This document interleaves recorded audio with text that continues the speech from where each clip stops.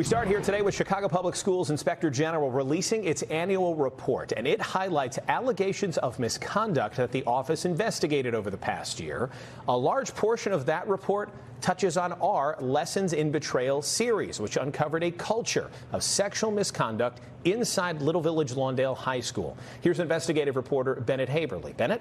Yeah, Alex, much of what is contained in this annual report already mirrors much of what we've reported. But we do have updates, including that the Inspector General has now launched a new investigation based on something we reported, a lack of information sharing between Chicago Public Schools and a neighboring school district that hired one of these educators while he was under investigation at CPS. The Inspector General's report states what happened inside Little Village Lawndale High School suggests a systemic problem, one so pervasive that one student was targeted by 3 teachers. I just feel like so taken advantage of. I feel like there were signs. I'm sorry.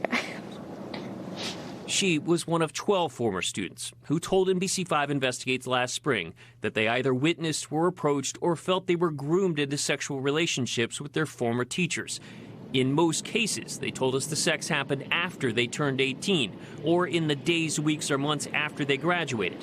Since 2017, we found 7 teachers from the high school have resigned or were fired while under investigation for sexual misconduct. Very concerning, to say the least. We found several instances of sexual misconduct that occurred on that campus. While the Inspector General's investigation substantiated many of the allegations against the educators we reported on, it took the OIG nearly 3 years to complete its investigation. Part of the concern we heard from the women we interviewed was that the OIG's investigation took a long time.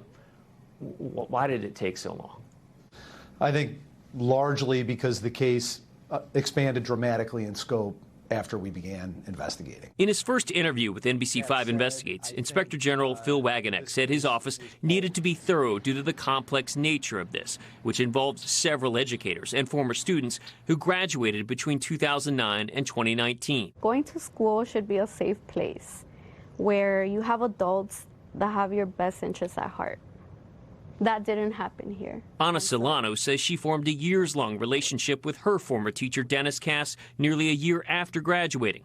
While the OIG's annual report did not name the educators, NBC5 Investigates cross-referenced the names with the Inspector General's nearly 300-page report issued this summer. The latest report states that Cass admitted he pursued sexual relationships with certain former students, had sexual conversations with others, but claimed it was entirely appropriate to do so because CPS never told him not to.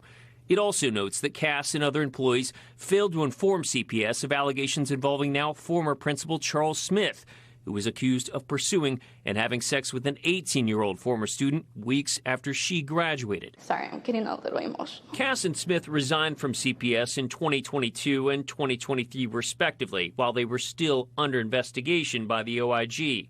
And while they've denied the allegations, the Inspector General found their behavior was unbecoming of CPS employees.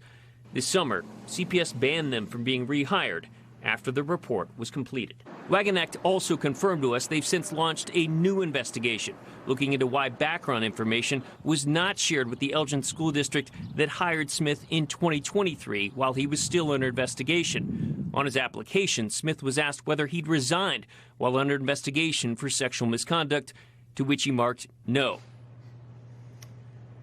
And we have reached out to both Cass and Smith through their attorneys. In the past, they have denied the allegations and been critical of both the Inspector General's investigation and our reporting.